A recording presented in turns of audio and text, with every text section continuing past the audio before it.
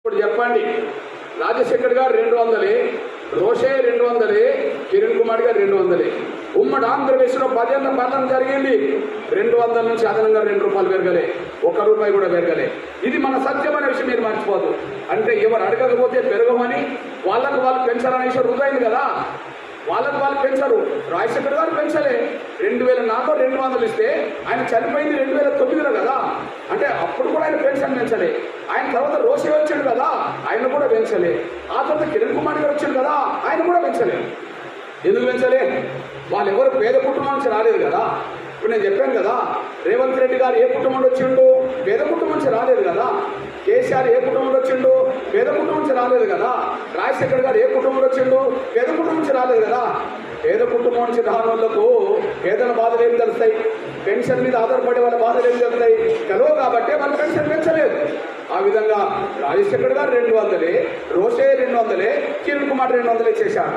10 ఏళ్ళు గడిచిన రూపాయి పెరిగిన పెన్షన్ను మళ్ళా నా వృద్ధుల తరఫున కొట్లాడితే మరో 10 ఏళ్లలోనే 10 పెరిగి 2000 వచ్చేసినాయి. మన 2004, 2014 మధ్యలో రూపాయి పెరిగిన పెన్షన్, కానీ 2014, 24 మధ్యలోనే అది 2000 దాకా వచ్చేసింది. ఇప్పుడు 2025లో ఉన్నాం, అది 4000 కాబోతున్నది. ఆంధ్రప్రదేశ్ ఇచ్చాం, ఆంధ్రప్రదేశ్ ఇస్తున్నారు. ఇప్పుడు ఈ మరిక డిమాండ్ చేస్తున్నాం, వాళ్ళు ఇస్తామన్నారు. ఇక్కడ మీరు ఆలోచించాలి. 10 ఏళ్ళు 1 రూపాయి పెరిగిన పెన్షన్ మరో 10 ఏళ్లలో 10 పెరిగి 2000 ఎట్లయినాయి? 200 రూపాయలు రాజశేఖర్ గారు ఇస్తే రోషయ్య వచ్చి 400 చేయలేదు కదా. పోనీ కిరణ్ కుమార్ గారు దాన్ని ఒక 100 రూపాయల నుంచి 500 చేయలేదు కదా. మరి 10 ఏళ్ళు కలిసిన రూపాయి పెరిగిన పెన్షన్ మరి మరో 10 ఏళ్లలో 10 పెరిగి 2000 దాకా వచ్చినాయి. మళ్ళీ ఈ నెలలో, ఈ వచ్చే నెలలో 4000 ఎట్లా కాబోతున్నాయి అంటే అక్కడనే ఎంఆర్ఎస్ వృద్ధుల తరఫున పోరాటం మొదలు పెట్టాల్సి వచ్చేసింది. ఇప్పుడు మీ అన్న చెప్తున్నాను, ఇప్పుడు మళ్ళీ చెప్పలే. మరి 10 ఏళ్ళు కలిసిన ఏ పార్టీ అని అడిగిందా? అయ్యా రాజశేఖర్ గారు మీరు ఎంతకాలం 200 ఇస్తున్నారు, అది తప్పు కదా, పెన్షన్ పెంచమని పార్టీలు అడగాలి కదా. లేదా రోషే వచ్చిండు, అయ్యా మీరు రాజశేఖర్ గారు ఇచ్చిందే మీరు ఎందుకు ఇస్తున్నారు, మీరు పెన్షన్ పెంచమని చెప్పి అడగాలి కదా. అయ్యా రోషే గారు దిగిపోయినాక కిరణ్ కుమార్ గారు మీరు ఎందుకు పెంచట్లేదని అడగాలి కదా. 10 ఏళ్ళు ఎవరు అడగలే. ఇప్పుడు అడుగుతున్నా.